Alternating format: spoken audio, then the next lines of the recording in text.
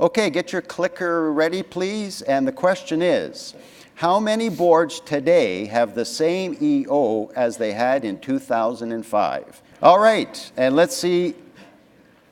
Most of you said 24, and the answer is 14.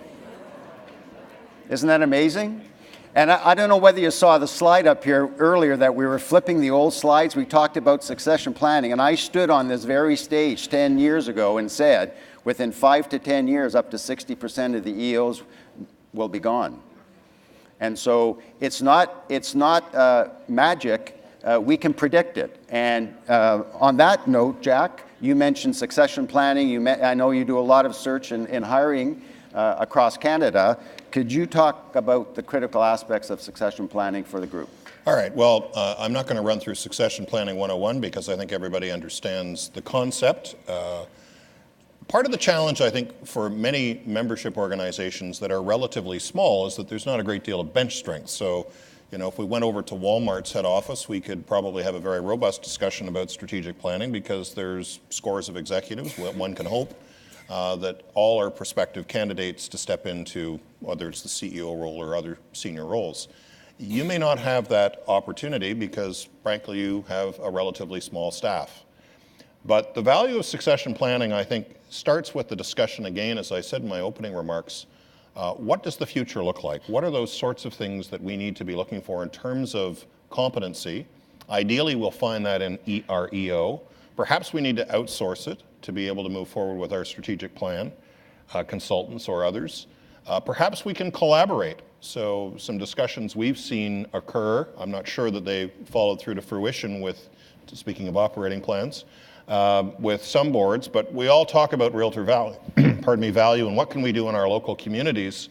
And some boards have said, you know what, we all want to be generating good information for local media, creating a lot of buzz and interest in terms of what realtors do indeed bring in the way of value, but can we afford to do it in our own community?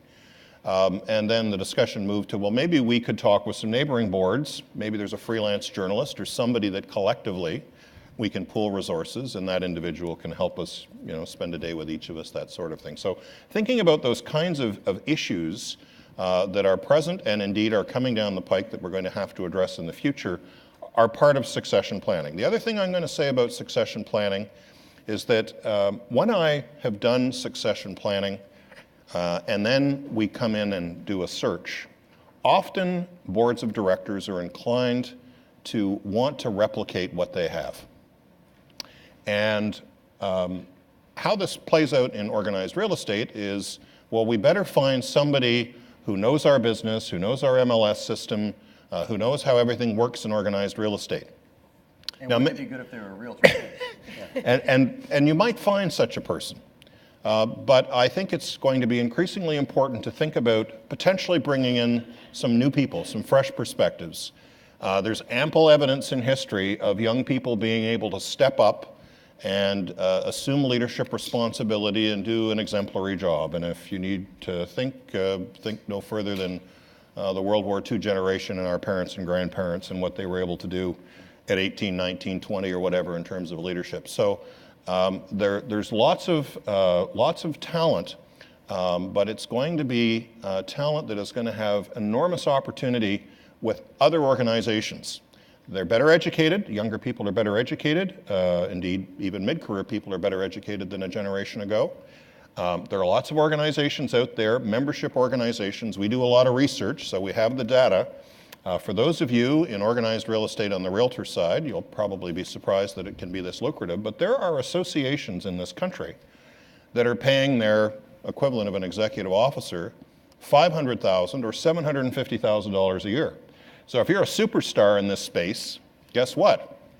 There are opportunities out there with some of these big organizations, and you may ultimately, if you've got a superstar sitting in your EO's office right now, they may well have ambitions to move along. So recognize that there's going to be more and more competition to attract and retain good people, but don't necessarily only look to folks that have a lot of depth in organized real estate.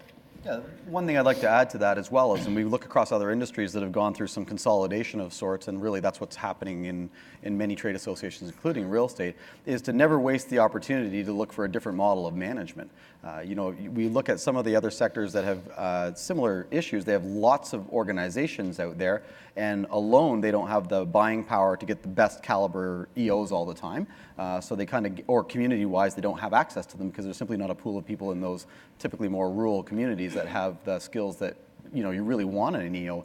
So they start to look at shared management models, and you don't have to change your corporate structures, but you could easily have a higher caliber EO, CEO that could manage a handful of organizations that even had separate corporate structures. So as we see the demographic wave coming over us soon, right? There's a handful. We're learning of one this morning even. We've got a group of people that are nearer the ends of their careers than they are the beginnings of their careers on the EO front. Boards should not automatically go into, well, let's just hire another EO. I think given what's going on in the industry and where consolidation will end up, we should be asking the question, how might we look at management of our organization in a different way? What role might collaboration or sharing do to support us? Maybe not full-time, maybe in transition while we look for other solutions. I think the worst thing you could do is rush in and replace someone only to find out 2 years later because of MLS consolidation or market reconfiguration, all of a sudden you're in a contract with an EO, and ideally you'd rather not have them. You'd rather have a bundled group of local organizations that were sharing one management team. So no assumptions, I think, going forward. Can I just segue from that to the whole concept of change? Jack had mentioned that sometimes the tendency is we had an EO and basically we want a clone of the one that we had before. I'm noticing that same sort of thing with organizations who are saying, I want more young people engaged in this organization. Our membership's getting older, our directors are all 55 plus. We need young people. Why don't they want to be volunteers? Why aren't they getting engaged? Well, I think part of the problem is we want young people to be supporting what we're doing. We don't want to support young people to take the organization in a new direction, in the direction that other young people are going to be interested in being part of. I was in a board meeting the other day, and there was a bunch of people kind of my age and up sitting around the table, and there was a guy there that was about 30. And he had all the energy of people that are 30. He had great ideas, and every time he came up with a great idea, somebody else on the board would go, oh, no, we tried that in 1978 and it didn't work. And I think part of the problem is who wants to sit at a table where we don't see a face that looks like ours? And when we come to the table and we've got ideas and we know that the people our age are going to be interested in those ideas, why do you want those people to just do it the same way that you always have? So you bring in a volunteer and say, okay, you get to manage the Christmas party, Mr. 30-something, but manage it the same way we've always done it. Who here has heard my story about the dog who needed to lose weight? True story. A friend of mine had a dog, took him to the vet. Vet said, you got to have that dog lose weight. He said, what am I going to do? How am I going to put him on a diet? And he said, this is what you're going to do. This is what you're going to feed him for breakfast, lunch, and dinner, exactly this same meal, day after day after day after day. First couple of days, the dog ate everything. After a few days, he started to get bored with the meal, wasn't eating as much. And finally, he started to lose weight because he was so bored with the food, he was only eating what he needed to. And we, as 50 plus, for those of you in the room who fit that category, we want things to be the same way as they always have been. That's no way to attract young people. That's it. Sorry. Go for it. Taking it out of the Ontario context, I got invited. I had the occasion to go out to the Chilliwack District Real Estate Board, which is just outside Ontario. And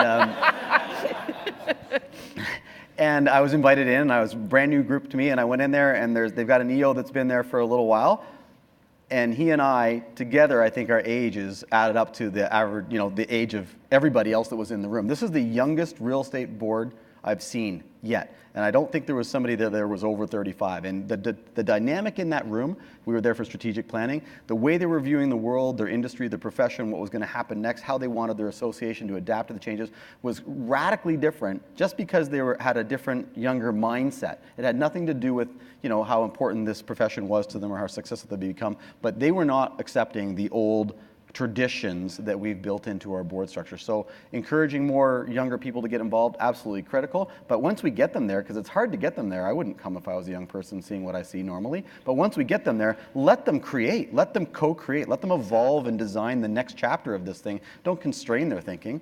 Otherwise, they'll just tell their friends and then no one's going to come. Two quick thoughts.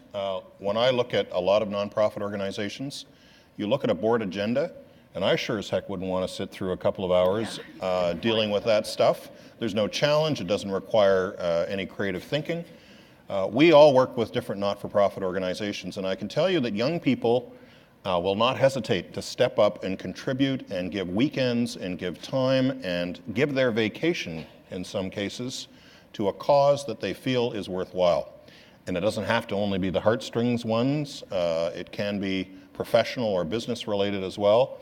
But if you think about Habitat for Humanity, there are scores of people in this country that will do exactly that. They'll give up a weekend, they'll give up their vacation, they'll do what's necessary to move an organization like that forward. And there's lots of young people on those sites.